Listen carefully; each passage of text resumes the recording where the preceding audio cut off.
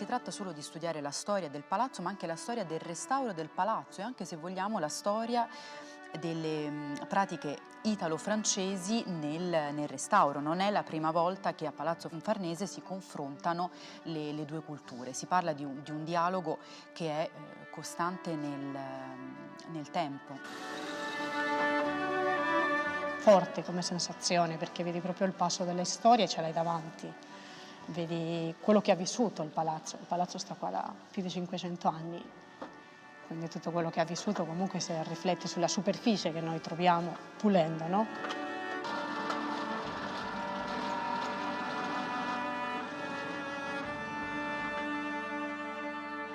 Questo lavoro con la materia, no? E che hai quella sensazione di star facendo qualcosa per tramandare un bene dal passato al futuro.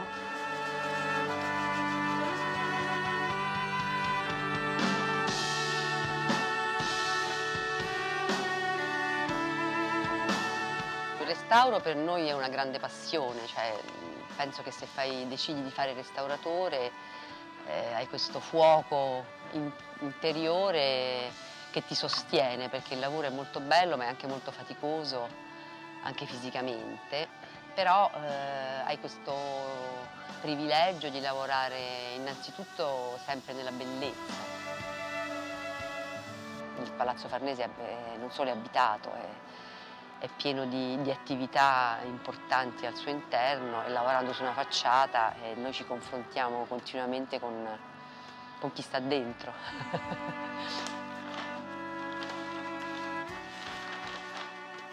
Per me è un'esperienza sia professionale ma anche un'esperienza umana, perché sono un po' il punto di riferimento di tante persone, quindi qualsiasi problema si aspettano che io trovi la soluzione. E comunque è un'ambasciata e comunque ci sono persone di un certo rilievo all'interno e invece poi col tempo ma quasi praticamente è diventata una famiglia.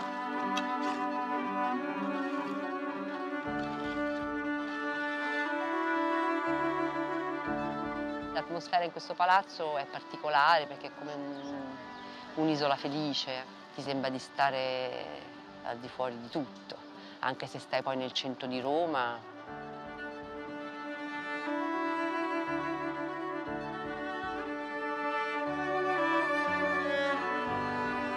Ogni giorno si opera un confronto, una mediazione, un'azione diplomatica attraverso la cultura del restauro, attraverso il confronto tra il metodo. È veramente un'azione culturale condotta attraverso il restauro del patrimonio.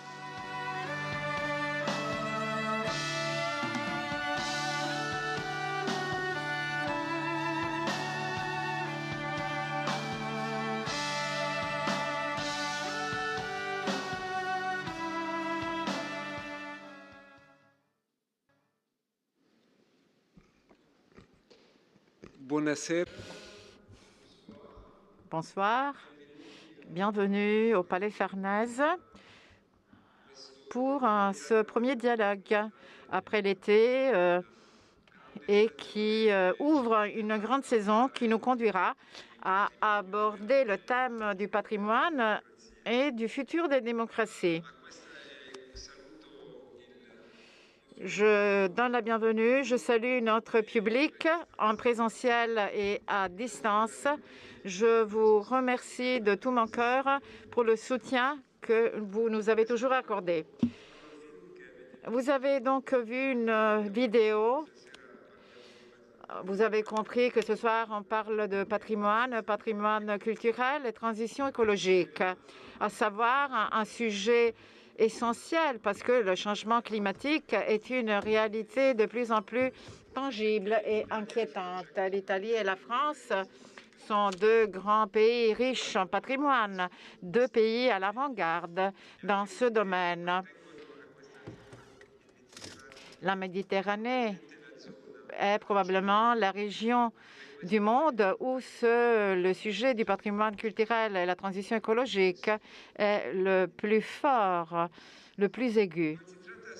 Il ne s'agit pas tout simplement de conservation, Il s'agit surtout de sciences, de recherche, de technologies avancées. Il est question d'interdisciplinarité, donc avec les autres sciences humaines, à savoir un sujet central à tout point de vue. Pour cette raison, eh bien, nous avons le privilège énorme d'accueillir une mission qui vient de France, guidée par Pascal Liévaux, qui interviendra dans le panel qui, pendant quelques jours, abordera tous ces sujets. Le 15 septembre prochain, donc demain, n'est-ce pas?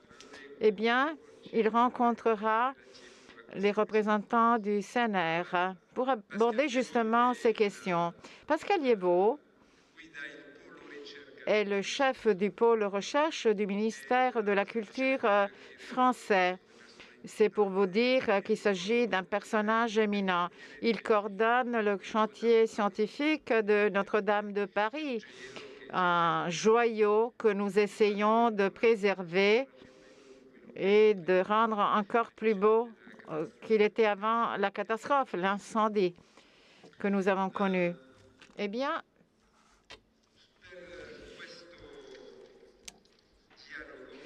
pour ce dialogue de ce soir, eh bien, nous avons invité des participants fort prestigieux. Monsieur Ozanne, directeur général des musées du patrimoine, comme vous le savez très bien, il a été conservateur du site de Pompéi. Il a dirigé tous les travaux de recherche qui ont été effectués à Pompéi. J'ai eu déjà l'opportunité de visiter le site avec les nouvelles découvertes qui ont été faites. Ensuite, il y a Madame Giordani, secrétaire générale de l'association Civita, Madame Vania Virgili, dirigeante du CNR, David Eusai, directeur général du FAI, Fonds pour l'environnement italien. Je n'ai pas besoin de présenter le FAI, parce que c'est un acteur prestigieux. Ensuite, il y a Giovanni Brianza, président et administrateur délégué PDG de Edison Next. Je tiens à le remercier, Edison qui nous accompagne tout au long de ces dialogues. Merci d'être un acteur à l'avant-garde au point de vue de la lutte contre le changement climatique. Pour animer, pour modérer ce panel, ce qui va être une tâche difficile étant donné la présence de toutes ces étoiles, eh bien, il y a Madame Vania Virgili du CNR. Nous avons animé donc un débat d'idées, un dialogue. Mais grâce à cette petite vidéo que nous avons passée, vous avez certainement compris que nous sommes également très pragmatiques. À partir de l'année dernière, nous avons lancé une campagne de travaux de rénovation de la façade et de la toiture, comme on l'avait fait à l'occasion du jubilé de l'an 2000. On fait la même chose pour le jubilé de 2025. On a commencé les travaux à partir de la façade de Via dei Farnesi qui a été dévoilée, pour ainsi dire. Je vous conseille donc de venir découvrir la façade nouvellement rénovée avec un ouvrage de Michel-Ange qu'on n'avait jamais vu, avec tous les dessins de briques de couleurs différentes sur la façade. J'ajoute qu'au cours des Journées européennes du patrimoine, le 23, oui, je dis bien le 23, pardon, l'ambassadeur s'excuse, se corrige, le 24 septembre, avant les élections, n'est-ce pas? la veille des élections. Ça vous aidera à bien réfléchir là-dessus. Donc, le 24 septembre prochain, eh bien, nous aurons une journée porte ouverte au Palais Farnèse.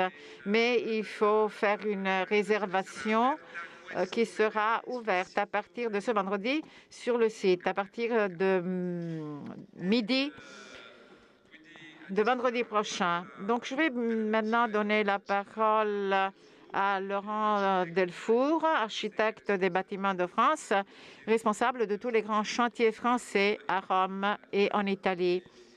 Il nous donnera quelques exemples pratiques du patrimoine culturel et de transition écologique. Je vous souhaite un bon débat. Merci beaucoup. Je laisse la parole à Laurent Delfour et après donc à notre modératrice. Merci.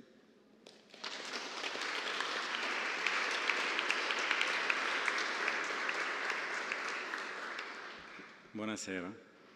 Bonsoir. C'est l'heure ? En français. Donc le ministère des Affaires étrangères a engagé en lien avec la surintendance en 2017 un projet de restauration des façades et toitures du Palais Farnèse.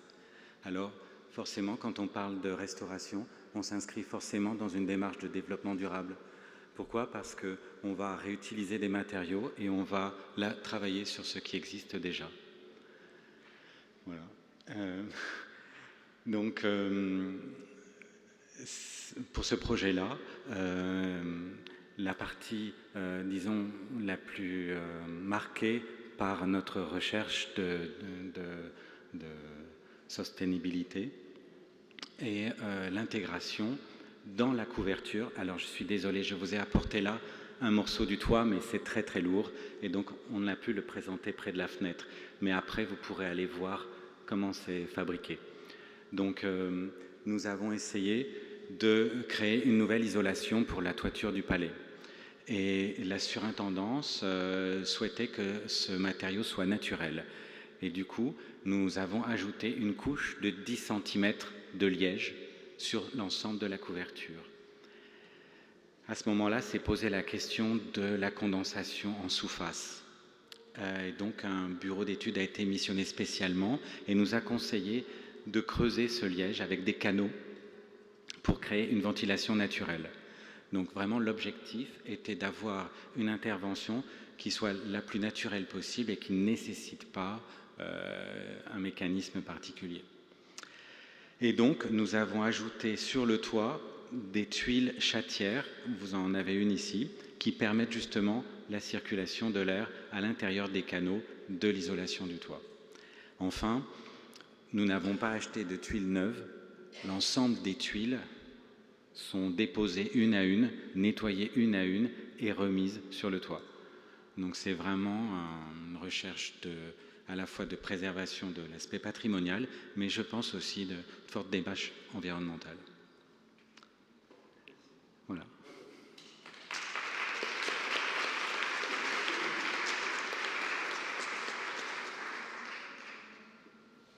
Funziona.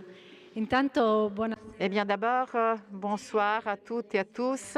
Je suis très heureuse de parler de patrimoine culturel de transition écologique dans ce cadre magnifique, à savoir le Salon d'Hercule du Palais Farnèse. Merci de m'avoir donné cette opportunité. J'ai la tâche de modérateur, de modératrice de ce débat et je vais, pour m'acquitter de cette tâche, apporter mon expérience de chercheuse à l'Institut de sciences du patrimoine culturel du CNR de Rome. Mon expérience dans le cadre des projets de recherche européens où on reconnaît que l'Italie et la France jouent un rôle de direction. Je suis donc très heureuse d'être ce soir à côté du directeur Liévaux parce que depuis longtemps, nous travaillons ensemble, nous collaborons ensemble dans le cadre de ces projets européens. Je suis également très heureuse de partager, de faire un voyage avec d'autres compagnons de route qui représentent quelque part les acteurs du patrimoine culturel qui se mettent en jeu pour encourager, pour favoriser de manière efficace et concrète l'obtention de l'objectif de la durabilité, y compris dans le domaine du patrimoine culturel. Quand je dis acteurs différents, je fais référence à la recherche, certes, mais également au public, donc aux acteurs publics, le ministère de la Culture, mais également les partenaires privés, l'association Civita et Dizon. Et je me réfère aussi au public que vous êtes, des acteurs que vous êtes, que nous sommes, parce que nous pouvons tous jouer un rôle pour encourager et promouvoir la transition écologique, y compris dans le domaine du patrimoine culturel. Quand on parle de transition écologique, quand on parle de patrimoine culturel, eh bien, la première image qui nous vient à l'esprit, eh bien, c'est la perte du patrimoine culturel à cause du changement climatique, à cause de tous les événements, de tous les règlements climatiques provoqués par les changements du climat. C'est un aspect très important. Le patrimoine culturel, une fois perdu, eh bien, c'est une perte qui ne se récupère plus.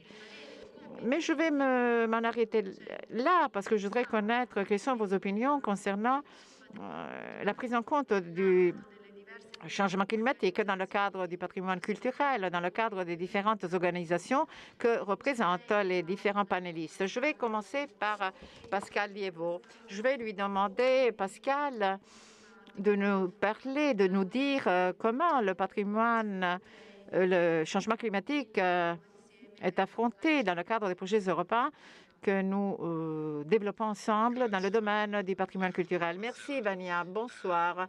Bonsoir, je vais m'exprimer en français. Oui, je vais peut-être ici être le témoin du domaine de la recherche, de ce qu'on appelle aujourd'hui la science du patrimoine. Alors c'est un domaine de recherche qui est assez nouveau, qui en fait associe toutes les sciences qui sont mobilisées pour la compréhension des objets patrimoniaux et leur transmission. Alors ce sont bien sûr les sciences humaines et sociales, c'est la sociologie, l'anthropologie, l'archéologie, l'histoire de l'art, le droit, etc. Mais ce sont aussi des sciences expérimentales telles que la physique et la chimie qui sont mobilisées pour découvrir de nouveaux procédés de restauration des œuvres patrimoniales et bien sûr les sciences du numérique qui sont partout aujourd'hui.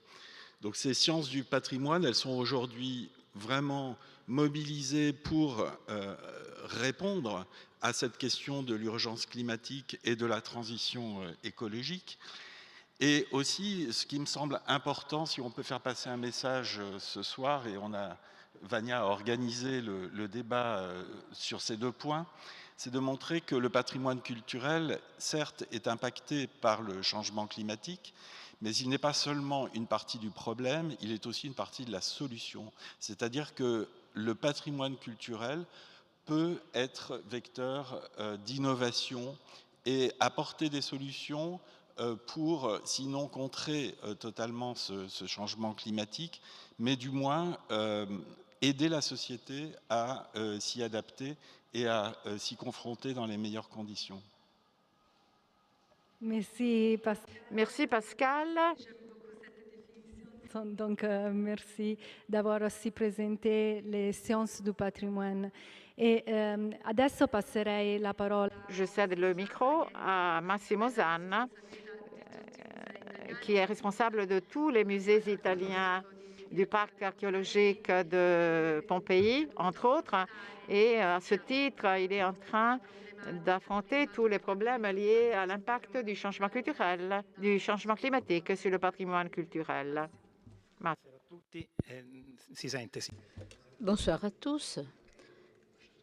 Bonsoir, monsieur l'ambassadeur. Ce thème me tient beaucoup à cœur. À Pompéi, je suis vraiment en première ligne. Et en tant que directeur général des musées, je pense que c'est l'un des thèmes principaux auxquels nous sommes confrontés. Et comment agir? Il faut tout d'abord recenser le patrimoine. Si on ne connaît pas le patrimoine, on ne peut pas régler les problèmes. mon arrivée, nous avons fait le recensement de tous les musées pour en connaître les conditions. Combien de musées avaient un contrôle microclimatique dans les salles? Combien de musées sur les zones, sur les sites archéologiques, l'entretien, la présence d'équipes de diagnostic sur place qui pouvaient analyser le statut de l'état de santé des monuments. Ceci est fondamental pour pouvoir ensuite trouver des solutions de prévention. Par exemple, dans des situations extrêmes liées au climat. La situation est dramatique. Ce recensement a révélé que 70% de nos musées n'ont pas de contrôle, si ce n'est en moindre partie, contrôle climatique, mais surtout, ces musées n'ont pas de programme d'entretien ordinaire ou programmé. Alors que les grands musées, Pompéi, le Colisée, qui sont autonomes et qui ont beaucoup de ressources, se sont attaqués à ce problème. Et dès 2014, à Pompéi, tout a été sécurisé et nous avons également une équipe d'entretien programmée, planifiée, c'est-à-dire inspection, diagnostic, numérisation des données. Mais la plupart des musées ne le font pas. Voilà pourquoi il faut vraiment activer cela. Il faut trouver des ressources tout d'abord. Il faudra rééquilibrer les ressources au bénéfice des musées autonomes, Brera, Pompéi, Colisée. Mais ces ressources doivent être également distribuées aux petits musées qui ne sont pas petits. Sperlonga, Palais Farnèse de Caprarola, ce sont des musées magnifiques. Et donc, la recette est la suivante. Des ressources, tout d'abord, et puis entamer un entretien programmé qui va consommer beaucoup de ressources, mais cet entretien est fondamental pour régler les problèmes qui se posent. Recensement des espèces d'arbres. Il faut connaître la condition des arbres, sinon ils risquent de tomber. Il y a des parcs archéologiques où il y a toutes les espèces qui sont représentées. Il est donc fondamental de connaître, de suivre de près et trouver des solutions appropriées. Voilà, c'est une complexité très importante et l'impact climatique se fait sentir également sur les biens qui sont abrités à l'intérieur des musées. Et maintenant, je voudrais donner la parole à Monsieur Giovanni Brianza, Edison Next. Edison Next est en train de s'attaquer au problème du changement climatique avec des solutions innovantes du point de vue technologique, des solutions qui sont appliquées concrètement sur le terrain. Tout d'abord, merci de cette invitation. C'est un plaisir d'être avec vous ce soir. En fait, nous avons consacré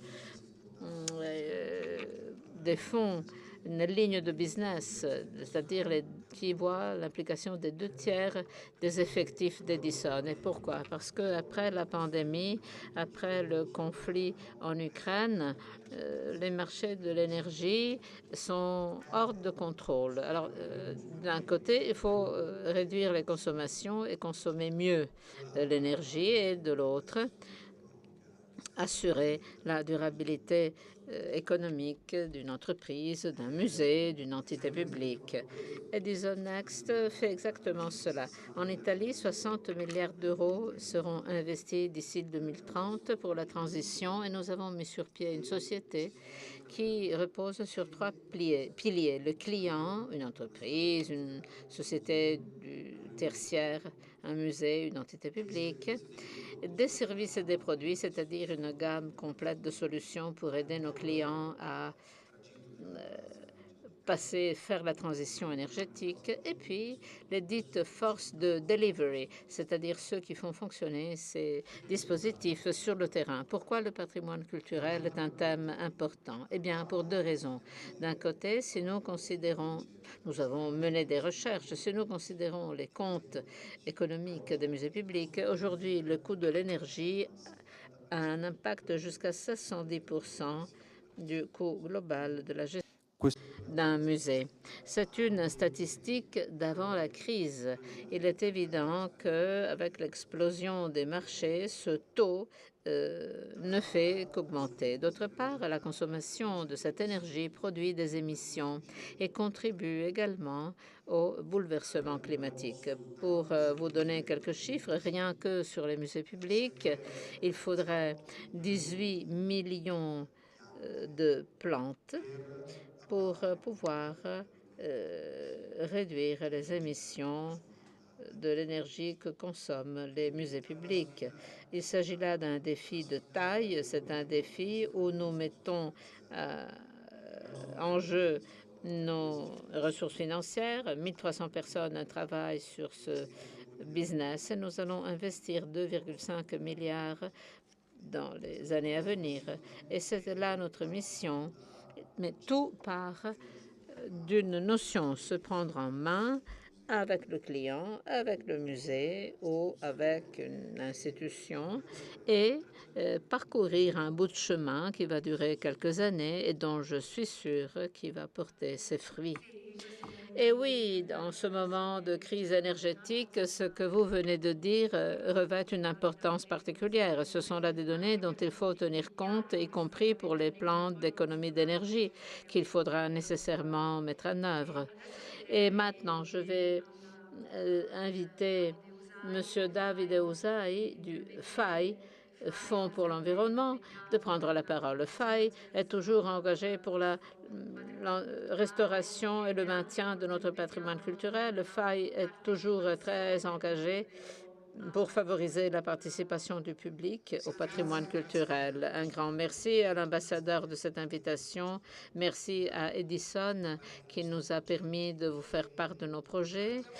Partons d'une notion d'environnement qui est liée à notre idée de transition écologique. Et pour nous, l'environnement est tout ce qui tourne autour d'un bien culturel, une propriété, un bien que nous protégeons. Le milieu est fait d'eau, de verdure, de ressources, de nourriture, de relations humaines. Notre notion vaste de l'environnement, que nous qualifions d'environnement nature, les deux notions étant indissolublement liées, nous a amenés à agir concrètement sur nos propriétés parce que nous constatons que l'impact du changement climatique est impressionnant. De la consommation de l'énergie, consommation du sol, consommation d'eau, de ressources en eau. Mais nous voulons être un modèle de gestion. Nous voulons servir d'exemple pour l'éducation vers un comportement conscient. Ce que nous nous efforçons de faire, c'est de protéger le milieu environnant, aider nos visiteurs à comprendre que leur comportement individuel peut contribuer à la transition écologique. Voilà, grosso modo et d'une manière très générale, quelle est notre notion, notre idée de transition et de prise de conscience, parce que ce changement climatique, nous le vivons au quotidien. Il faut en prendre conscience. Alors, on peut dire patrimoine culturel éthique, participer, conscient. Et ce message, le message que tu viens de donner est un message de participation directe à l'intention du public. Et je vais passer maintenant la parole à Madame Simonetta Giordani de l'association Civita. Dans le cadre de cette association, l'idée, la notion d'impact du changement climatique sur le patrimoine culturel est déclinée sous un jour social, sous l'aspect social. Eh bien, je vais utiliser une autre perspective pour traiter le thème global de la culture et du patrimoine culturel. Nous sommes une association culturelle qui représente des entreprises et des entités publiques. Nous favorisons depuis toujours la collaboration publique-privée pour la valorisation du patrimoine. Depuis toujours, notre souci est la durabilité, qui est une dimension stratégique dont toutes les entreprises devraient s'occuper. Et nous avons essayé de faire avec les entreprises et avec les institutions muséales dans un rapport que nous avons présenté cette année, cette réflexion. Quel peut être l'apport de la culture par rapport à l'agenda 2030 et de la durabilité dans ces trois dimensions, environnementale, sociale et économique. Et finalement, parce que nous estimons qu'il y a un thème, il y a le problème de la culture de la durabilité et durabilité de la culture. Je m'explique. Il existe le problème de la diffusion et de l'alphabétisation de certaines couches de la population pour promouvoir les 17 objectifs du développement durable, pour promouvoir une culture qui passe par des comportements individuels, personnels et par une prise de conscience de ce qui est en train de se passer. Et il existe également un problème de durabilité de la culture, c'est-à-dire les projets culturels ont un impact social que l'on peut mesurer et les entreprises, elles, peuvent, grâce à ces projets culturels, mettre en œuvre leur stratégie de durabilité parce que cela concerne des territoires et des communautés.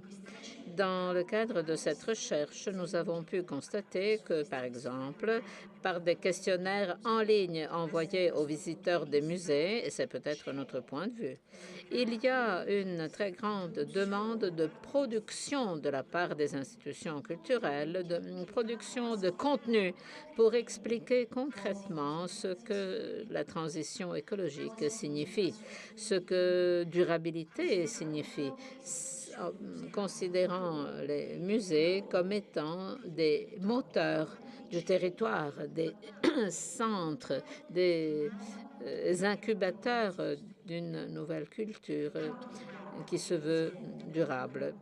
Par ailleurs, en ce qui concerne les entreprises, eh bien, celles-ci, désormais, sont toutes durables parce qu'il y a des pressions qui viennent du monde de la finance, des autorités régulatrices, l'Europe, l'opinion publique. Il s'agit tout entre en jeu pour assurer la durabilité. Les entreprises jouent un rôle prioritaire et attribuent la priorité à la lutte contre le changement climatique, objectif 20. Mais les entreprises ont compris que sur le territoire, il faut agir dans une logique intégrée, permettant de mettre en valeur le patrimoine culturel des communautés respectives du point de vue de la transition, d'un point de vue de la durabilité. Notre rapport suggère aux institutions, aux musées et aux entreprises d'œuvrer pour une approche intégrée, une transition écologique qui prévoit toutes les mesures nécessaires pour lutter contre le changement climatique, zéro carbone, utilisation optimale des ressources et des engagements sur les projets culturels sur le territoire, et ce pour impliquer des communautés, des associations, afin que les musées soient vraiment des moteurs de culture, des moteurs intelligents dans le cadre de toute une série de réalités différentes, comme cela était le cas dans le temps.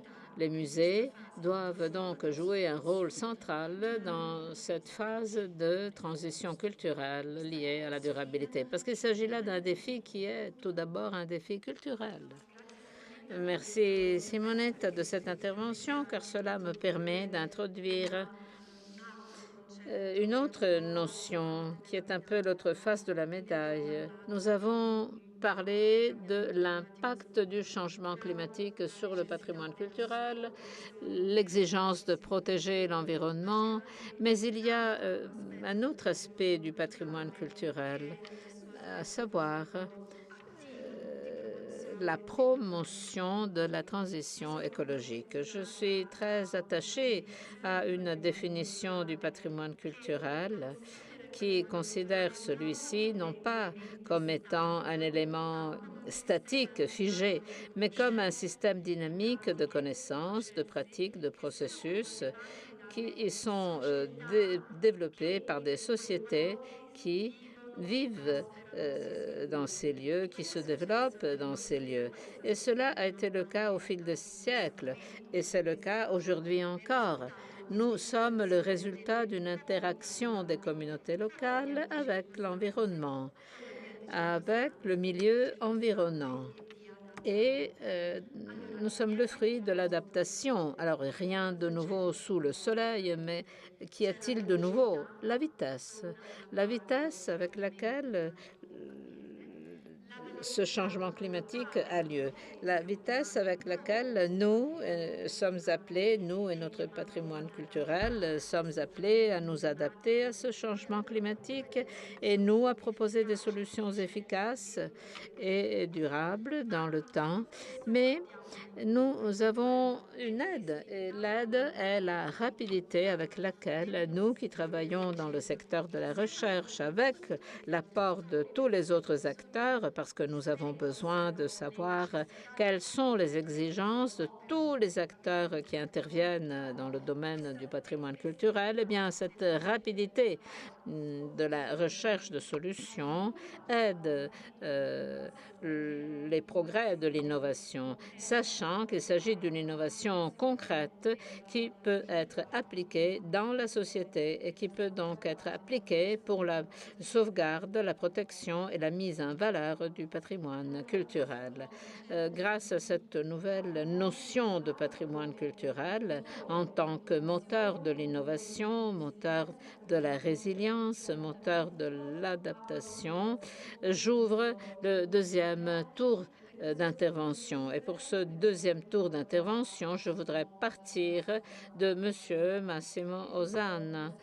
Nous savons que le plan national de résilience et de reprise est une opportunité pour l'Italie. Le cœur du PNRR, la double transition numérique et verte, et donc l'impact sur le patrimoine culturel est fondamental. Peux-tu nous dire un mot sur ce que vous êtes en train d'envisager dans le cadre de ce plan?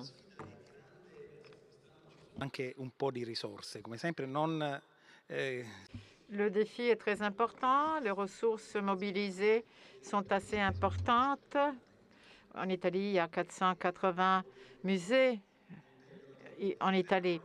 Et donc, le travail à réaliser est très grand, mais le PNRR se fonde, entre autres, sur l'efficience énergétique de nos musées.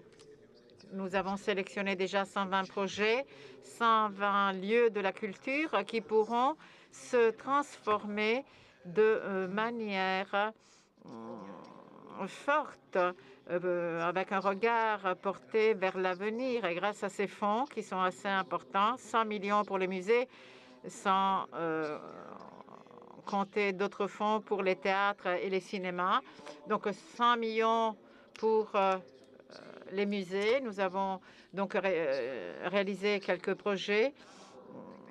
Cela nous oblige à revoir, à réviser, à repenser le sujet du gaspillage énergétique,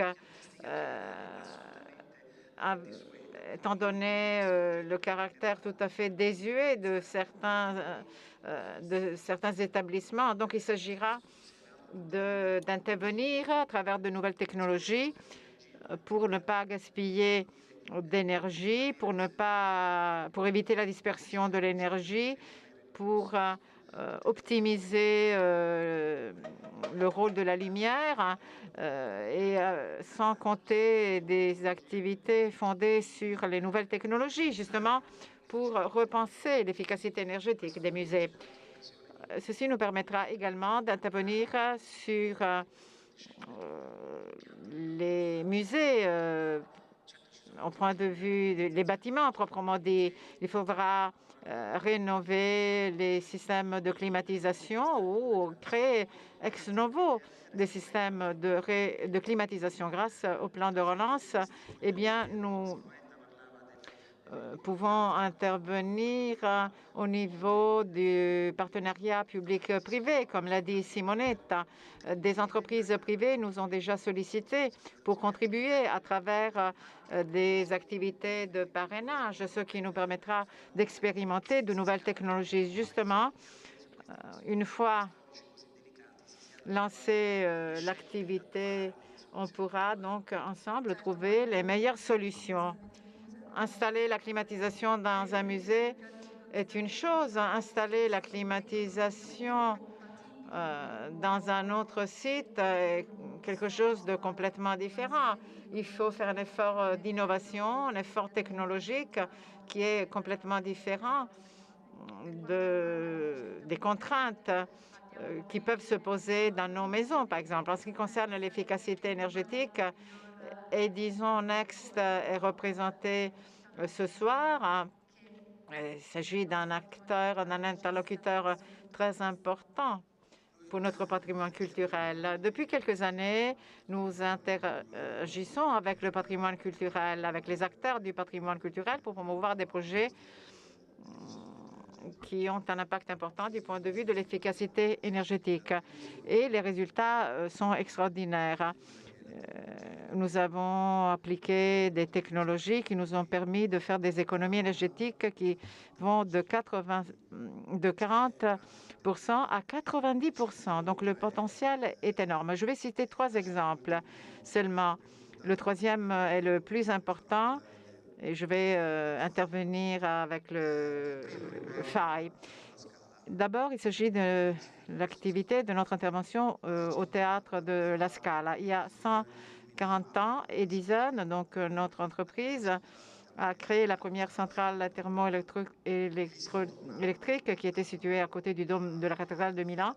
Et donc, nous avons installé le premier système d'électricité. Donc, la première du théâtre La Scala, le 7 décembre, nous avons introduit des technologies complètement vertes. Récemment, nous avons développé une technologie numérique qui s'appelle BIM pour la modélisation de tout le patrimoine immobilier du théâtre La Scala, y compris la salle de théâtre, pour bien comprendre la situation de la consommation énergétique, l'interaction avec l'environnement extérieur, le niveau d'isolation. Il s'agissait donc de faire des propositions ponctuelles pour une meilleure efficacité énergétique. Le modèle prédominant porte sur l'investissement que nous faisons à la place de notre client. Et notre investissement a un retour économique au fil du temps. Là, vous voyez donc quelques exemples. Le deuxième exemple, c'est la Biennale de Venise. Nous sommes intervenus à Venise sur le système d'éclairage, à savoir l'une des variables principales pour l'efficacité énergétique de ces lieux. 70%, on est arrivé à 70% de réduction des consommations. Et puis, il y a le troisième exemple, la collaboration avec le FAI. Notre collaboration s'est développée avec le FAI, donc à Venise, entre autres. Autant de lieux, comme tu l'as dit, il faut non seulement appliquer la technologie, mais il faut également le faire en tenant compte des spécificités du contexte. Donc, il ne s'agit pas seulement de créer l'éclairage, mais aussi de prendre en compte la qualité de l'air. Je laisse la parole à Davide pour ensuite enchaîner sur les initiatives que nous avons réalisées en commun. Oui, nous aussi, nous sommes assez concrets. Nous avons 70 propriétés. Nous veillons à ce qu'on puisse donc éteindre les lumières. Donc, nos visiteurs se baladent presque dans l'obscurité. Nous avons une température constante de 17 degrés en été et en hiver. Donc, en été, oui, il y a la clim dans quelques locaux. En hiver, il faut garder le manteau, n'est-ce pas, son manteau. Nous sommes en train nous essayons d'exploiter les ressources hydriques. Nous réalisons des gaines pour la réutilisation des eaux de pluie, des eaux pluviales, donc ce qui nous permet d'économiser de l'énergie. Ensuite, nous avons évidemment des bonnes pratiques. Il y a quelques années, nous avons démarré un partenariat très profitable avec Edison et nous sommes concentrés sur les installations de quelques propriétés qui sont les nôtres. La Villa Necchi, entre autres, que vous avez peut-être visité à Milan. Nous avons là réalisé un travail énorme sur les installations de climatisation, de géothermie. Et puis, évidemment, vous avez vu les images de la Villa Panza. Avec Edison, nous avons réalisé un projet d'économie énergétique. Oui, les résultats ont été extraordinaires. Tu as dit une chose très intéressante. Tu l'as dit au début, n'est-ce pas? C'est-à-dire que nous réalisons des projets qui sont mesurables.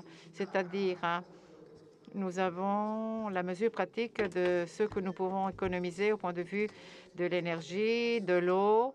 Là, nous sommes en train, je vais révéler un secret, nous sommes en train de lancer un nouveau partenariat avec Edison Next, c'est-à-dire nous allons évaluer nos émissions de CO2 dans les 70 propriétés du FAI. Je pense que c'est un exemple très important parce que c'est un exemple concret que d'autres peuvent reprendre. Comme l'a dit le directeur Osana, les musées publics se posent la question de l'économie d'énergie, un thème très pragmatique. Et nous voulons nous mesurer sur la base des résultats. Je ne sais pas si j'ai encore 2 minutes. Vous avez là nos objectifs d'ici 2030. Empreinte hydrique, biodiversité, économie circulaire, que je viens d'évoquer. Donc, j'ai 3 photos à vous montrer concernant le changement climatique et son impact sur nos patrimoines culturels. En 2021, nous avons lancé la gestion de la Villa Tivoli. Il y a eu l'écroulement de 120 mètres de parois, de murs. Heureusement, il n'y a pas eu de blessés, mais nous avons dû intervenir pour rénover ces murailles. Nous avons investi presque un demi-million d'euros. Donc, pour rénover, pour réparer tout ça. Un autre exemple, c'est la Villa Necchi Campiglio. Nous avons installé une pompe de chaleur géothermique. Eh bien, à Milan, il y a l'eau de première nappe qui a une température constante de 10-16 degrés. Grâce à l'échangeur de chaleur, en été et en hiver, on peut compenser la différence entre la température extérieure et intérieure pour produire de l'énergie. C'est un investissement très important et c'est quelque chose de très concret. Et puis, il y a la Villa Panza. Il faut imaginer une citerne, rénover une citerne d'eau pour utiliser les eaux pluviales qui nous permettent d'irriguer le jardin qui est très grand, très vaste. Donc, des exemples concrets, des projets concrets. Oui, ce caractère concret nous plaît beaucoup parce que intervenir sur le patrimoine culturel exige des solutions complexes et innovantes, inédites. Nous travaillons dans le domaine du patrimoine culturel, de la recherche. Nous savons que le patrimoine culturel devient un cas d'étude, justement pour tester des technologies, des méthodologies nouvelles. Et puis, il y a l'étape suivante, c'est-à-dire la mise en pratique de ces technologies testées sur le patrimoine culturel, et ce, sur une base plus vaste. Maintenant, je voudrais demander à Simonetta de bien vouloir prendre la parole pour nous parler, pour nous livrer son point de vue concernant le patrimoine culturel qui prend en compte la dimension de la beauté, de la durabilité, la dimension de l'inclusion, de l'inclusivité. Oui, parce que d'abord, je félicite le FAI pour son travail. Vraiment, c'est un travail qui ressemble un peu à l'activité que les entreprises essaient de développer, l'efficacité ou l'efficience énergétique, des consommations durables, le triage sélectif à travers des outils de mesure et d'analyse d'impact de l'empreinte carbone. Donc, je vous félicite pour tout ça. Nous, en tant qu'association Civita, nous avons tout simplement un siège, très beau d'ailleurs. Bien sûr, nous avons mis en œuvre toutes les pratiques nécessaires pour l'efficience énergétique.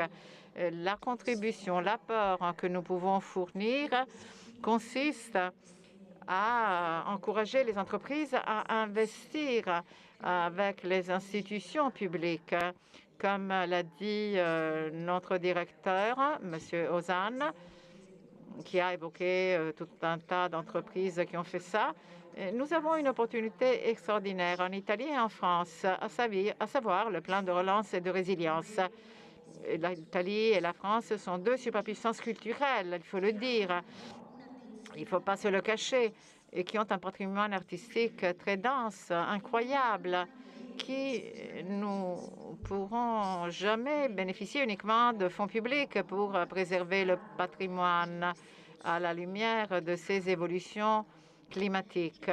Et par conséquent, le plan de relance et de résilience doit nous permettre d'impliquer les acteurs privés, doit multiplier les investissements. Sans cela, il se soldera par un outil de financement temporaire qui sera utilisé pour le matériel, alors que maintenant, il faut utiliser de manière tactique les opportunités du plan pour promouvoir la collaboration avec le secteur privé dans une logique de durabilité, en essayant de convaincre, de persuader les entreprises à investir dans la culture, dans les institutions culturelles, en expérimentant des modèles d'appui à l'innovation technologique, des institutions muséales. Je songe au travail que nous avons développé avec DIACT, un projet de numérisation et d'offres numériques du Palais Barberini, ici à Rome. Nos membres se sont mobilisés et il y a vraiment plusieurs manières de collaborer. Il faut être conscient de l'urgence du moment, parce que malheureusement, nous assistons vraiment à une problématique très grave pour notre environnement, pour notre planète. Le Club de Rome en 1972 avait émis des prévisions néfastes qui se sont réalisées. Nous devons intervenir rapidement et pour ce faire, nous ne pouvons ne pas intervenir en interaction avec les autres. Nous, à un moment, surtout à une époque où les vrais moteurs du changement, les vrais acteurs du changement, eh bien, ce sont les entreprises privées plutôt que les gouvernements nationaux ou la politique, parce que les entreprises privées ont développé déjà une capacité d'être performantes, de mettre en œuvre des projets et de faire tout ça rapidement. Les institutions muséales, et c'est le cas de notre pays, ont compris l'urgence du moment. Ils ont développé une grande capacité managériale, de gestion, et leur capacité de vision qui va au-delà de la capacité de conserver le patrimoine. Cela dit, je pense que par rapport à ce thème, le message que je voudrais vous livrer est le suivant. Il faut faire vite, il faut agir ensemble, parce que le thème de la transition écologique, les objectifs de développement durable de l'agenda 2030 ne sauraient être atteints que grâce à une mobilisation générale que c'est un peu ce qui a été fait en 2015 à l'ONU, lorsque l'agenda 2030 a été approuvé, mais pour la première fois dans l'histoire, ils ont rassemblé les États membres, tous les États membres, mais également la société civile et les organisations économiques qui jouent un rôle primordial dans cette phase historique. Je me tourne vers Massimo Zan, la collaboration publique-privée dans le secteur du patrimoine culturel, notamment dans le cadre du plan de relance. Eh bien, tu enfonces des portes ouvertes parce que ce sont là des choses qui me tiennent beaucoup à cœur. Nous avons voulu sensibiliser les directeurs des musées vis-à-vis de ces possibilités. Le code des marchés publics nous permet d'utiliser le partenariat public-privé, mais personne ne l'utilise parce qu'on a toujours peur de trouver devant les choses nouvelles. Le vieux chemin est plus rassurant. Nous avons organisé un comité avec des experts en la matière. Ils ont élaboré des lignes directrices que j'ai distribuées à tous les directeurs et un modèle de marché à proposer. Et maintenant, je suis dans l'attente de leur réaction, parce que nous avons des lieux culturels qui sont fermés parce que nous n'avons pas la possibilité de les gérer directement où l'accès est gratuit. Nous sommes pour la gratuité, mais cela ne doit pas être la règle. La Cour des comptes a quelque chose à dire. Si tout est gratuit, si ces lieux sont tous gratuits. Alors, on peut faire bien des choses. Le patrimoine est extraordinaire. Pompéi a lancé un projet, un marché public pour gérer la verdure à Pompéi. Ce sont des hectares que l'on peut mettre à profit en plantant des espèces qui aident la transition écologique, mais on pourrait également planter des zones tout entières à rendre à la communauté. Ce sont là de bonnes pratiques qui devraient être appliquées partout en Italie. Merci Massimo. Je pose la même question à Monsieur Pascal Liévaux. Le partenariat public-privé, comment est-ce que ce partenariat est décliné en France? Mais surtout, je lui demande de nous raconter comment il a dû régler la question de Notre-Dame de Paris, donc l'exigence d'avoir accès aux données de la recherche, comment les données de la recherche ont été utilisées pour la reconstruction et l'interprétation d'un patrimoine qui a été détruit par le feu, par l'incendie. Alors, un mot sur ce point. Merci, monsieur. C'est une vaste question. Moi, ce qui me semble important, ça a été évoqué à plusieurs reprises, c'est l'urgence climatique qui nous oblige à travailler ensemble. Et tous les acteurs, dans leur grande diversité du patrimoine culturel, au niveau national, mais aussi au niveau européen et international, et particulièrement au niveau européen, parce que nous partageons un peu tous le même patrimoine, c'est particulièrement vrai pour l'Italie et la France, d'où l'importance de ce partenariat que nous mettons en place et qui donnera lieu dès demain à un séminaire scientifique qui rassemblera des chercheurs italiens et français sur la question du rôle que le patrimoine peut jouer dans la transition écologique. Il faut bien dire que au niveau des politiques européennes, si on prend le Green Deal, qui est quand même la feuille de route de l'Europe en matière de transition écologique, absolument rien n'est dit sur le patrimoine culturel. Il est totalement absent de ce Green Deal. Et là, je pense que nous avons tout un travail de conviction à faire pour que cette transition écologique ne se fasse pas contre le patrimoine culturel, mais avec le patrimoine culturel. Parce que les considérations, par exemple, d'isolation, peuvent amener à des opérations qui peuvent être extrêmement dangereuses pour le patrimoine bâti, par exemple. Or, si on considère l'autre face de la médaille que tu évoquais tout à l'heure, cela fait longtemps que dans le domaine du patrimoine, nous réutilisons du bâti ancien, ce qui est extrêmement vertueux d'un point de vue écologique. Et il faut évidemment continuer en ce sens, en évoluant, en s'adaptant aux nouvelles règles, aux nouveaux matériaux, en contribuant à la découverte aussi et à l'expérimentation de nouveaux matériaux qui soient à la fois adaptés à la transition écologique et qui préservent la valeur patrimoniale des objets qui sont traités. C'est ce qu'on appelle aussi la conservation verte. Et bien entendu, de ce point de vue-là, le patrimoine peut aussi être une source de connaissances sur le changement climatique. Certains objets patrimoniaux sont de vraies banques de données sur le climat dans la très longue durée.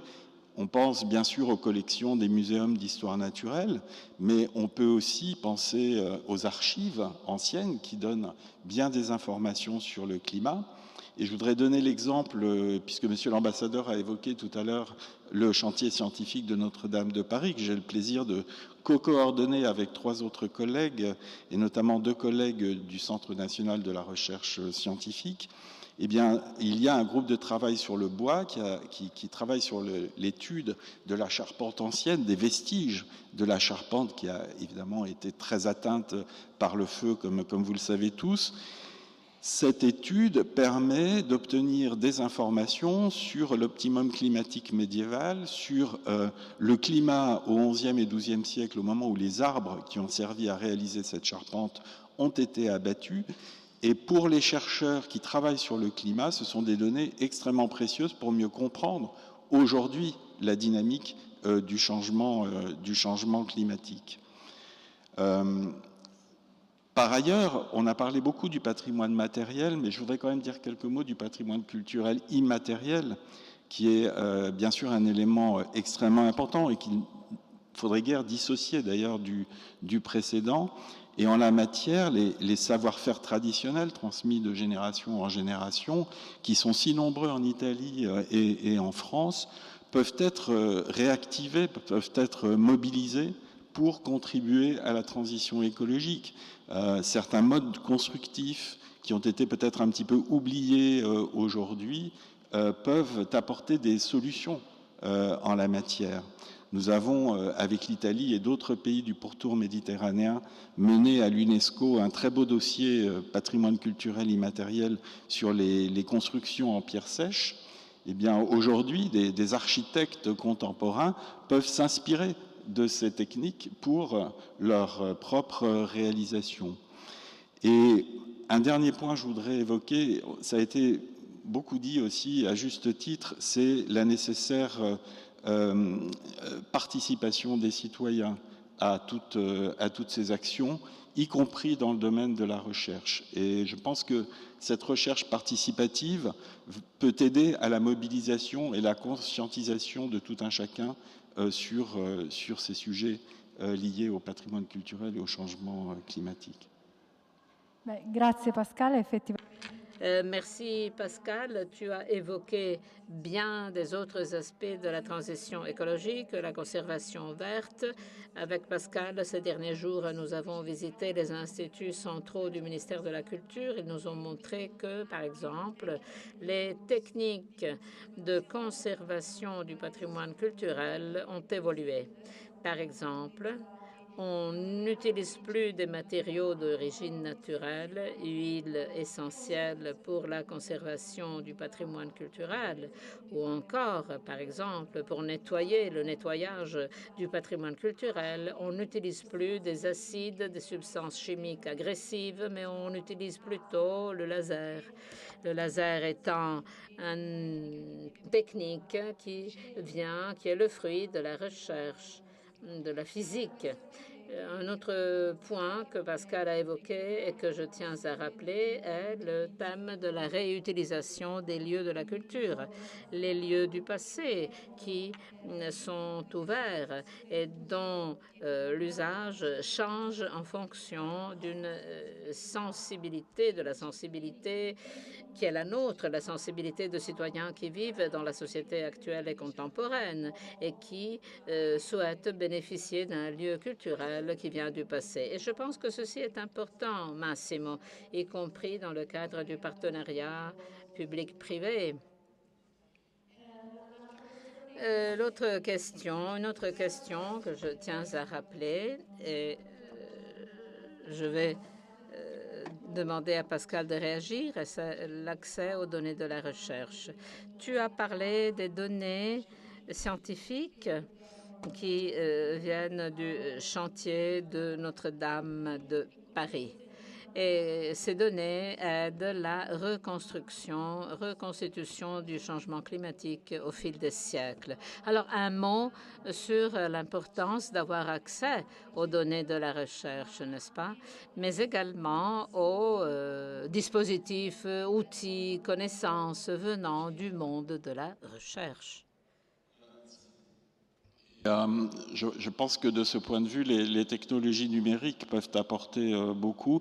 Dans le cadre du chantier de Notre-Dame, justement pour permettre à la grande diversité des acteurs mobilisés, à la fois sur le chantier de restauration et sur le chantier de recherche scientifique, de partager leurs connaissances, de partager leurs données, nous avons entrepris de mettre en place ce qu'on appelle une cathédrale de données, qui est un dispositif expérimental de partage des données produites par les différents acteurs et qui seront conservées à moyen et à long terme et contribueront aussi ensuite à la gestion de ce bâtiment, mais plus largement à la gestion de l'ensemble du patrimoine monumental dont nous avons la responsabilité.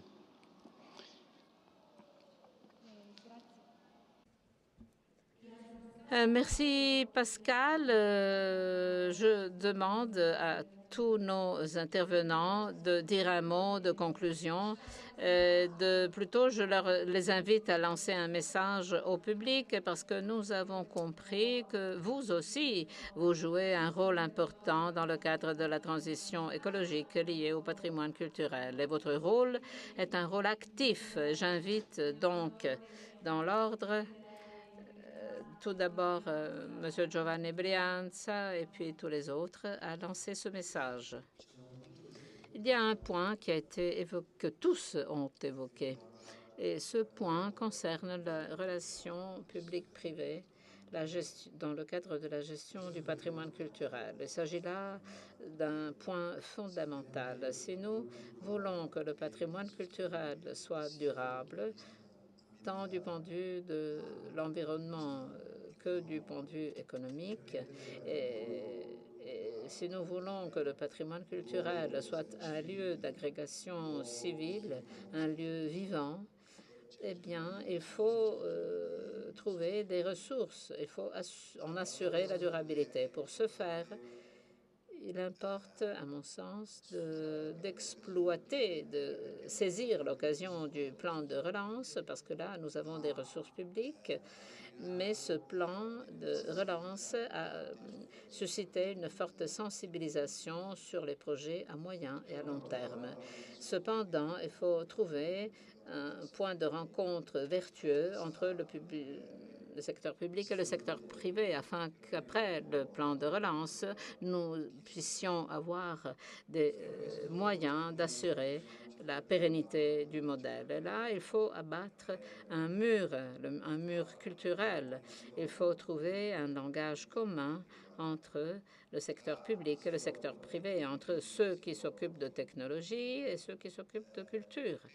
Et pourquoi? Parce que dans l'expérience quotidienne, nous nous rendons compte que nous parlons peut-être deux langages différents. Mes ingénieurs ont du mal à comprendre les exigences de l'autre partie, et l'autre partie se méfie quelque peu des ingénieurs, surtout s'ils relèvent du secteur privé. Alors, il faut trouver un langage commun. Et ce n'est qu'ainsi que nous pourrons créer des mécanismes vertueux permettant de conjuguer le secteur public et le secteur privé, ce qui assurera le développement du patrimoine culturel. Oui, je me rallie tout à fait à ces propos. Nous sommes très heureux et je dois dire que Au cours des 10 dernières années, notre ministère a fait des projets très importants, notamment au cours des 3 dernières années. Alors donc, l'approche est en train de changer. Il y a une très forte demande de culture en Italie et nous ne devons pas sous-estimer le rôle du soft power de la culture. Et dans le cadre de la transition énergétique, nous sommes appelés à aider la politique. Et puis, il y a un rôle d'éducation. Nous en avons parlé à maintes reprises. Simonetta aussi en a parlé. Nous incitons nos entreprises à prendre conscience de l'importance d'un investissement dans le domaine culturel. Des mécanismes vertueux existent, tels les mécanismes que nous avons décrits rapidement aujourd'hui et que nous avons conçus avec Edison. Il y a des modèles publics tout aussi intéressants. De telles occasions nous permettent de mettre en lumière ces exemples vertueux. Et puis, learning by doing, apprendre en faisant. Nous étudions ces exemples pour les appliquer sur une plus vaste échelle. Je suis très confiant et je vois que FAI est en train de se développer. Il y a une très forte demande d'éducation et de culture. Nous avons des groupes de jeunes, 1500 jeunes entre 18 et 25 ans, et je suis toujours surpris parce que ces jeunes sont assoiffés de culture. Il y a donc toute une nouvelle génération qui peut jouer un rôle important. Et alors, nous ne devons pas oublier cette nouvelle génération. Il faut leur donner des outils, les outils nécessaires. Simonetta, mon message est le suivant. Nous devons saisir cette occasion. La crise que nous sommes en train de vivre, l'urgence du changement climatique, nous lance un défi. Relevons ce défi et travaillons ensemble, main dans la main, public, privé, citoyens, individus, parce que grâce à notre identité compétitive au niveau mondial, c'est-à-dire la culture qui fait notre spécificité, l'Italie, la France, l'Europe en général, nous avons la possibilité de jouer un rôle moteur, un rôle de stimulus. Nous sommes déjà à l'avant-garde pour ce qui est des pratiques de durabilité, mais nous devons, dans la mesure du possible, exporter notre modèle. Nous devons nous rassembler, unir nos forces pour protéger notre patrimoine grâce à la durabilité et voir loin et large. Et dans cette intégration vertueuse entre toutes ces réalités, nous pourrons être fiers de suivre une trajectoire en dépit de, malgré tout. Nous sommes convaincus que c'est là notre mission et que c'est une chance pour nous que d'avoir cette mission. Maintenant, nous avons besoin de l'apport de tous, l'apport des entreprises qui sont très expérimentés, avec les institutions qui ne ménagent pas leurs efforts pour évoluer, pour progresser, pour adopter des pratiques imprintées des activités des entreprises. Les institutions sont capables de gérer leurs centres, mais également avec la société, parce qu'il ne faut pas oublier que la transition écologique et la protection du patrimoine culturel ne sauraient être réalisées sans l'apport des individus, de la société civile. Et nous devons donc faire appel aux institutions muséales pour l'alphabétisation. Et ce patrimoine, les musées sont un outil incontournable pour promouvoir la durabilité et pour atteindre les objectifs de l'agenda 2030. Merci Simonetta. Simon, j'ai parlé de le rapport public-privé. Il faut être une équipe interdisciplinaire où tous se comprennent. On a souvent travaillé de manière cloisonnée, comment dire. Les architectes faisaient de la restauration architecturale, le restaurateur s'occupait des peintures, les archéologues des fouilles. Il n'y a pas eu de langage commun, il n'y a pas eu de dialogue, ce qui est fondamental. Ce sont là des défis complexes qui peuvent être gagnés si nous faisons corps, sinon si les différents spécialistes se réunissent et se comprennent, l'informaticien, l'ingénieur, l'archéologue, C'est un défi pour l'ouverture des spécialisations et pour l'approche interdisciplinaire. Merci. Oui, nous sommes d'accord sur l'importance de cet échange entre les disciplines, entre les domaines. Poser patrimoine culturel et patrimoine naturel qui fonctionnent ensemble. Et on le voit même dans de nouveaux procédés de restauration. Tu évoquais tout à l'heure, Vania, comment on peut mobiliser la nature pour nous aider à préserver le patrimoine, alors que souvent la nature est vue plutôt comme une potentielle agression à l'égard du patrimoine culturel.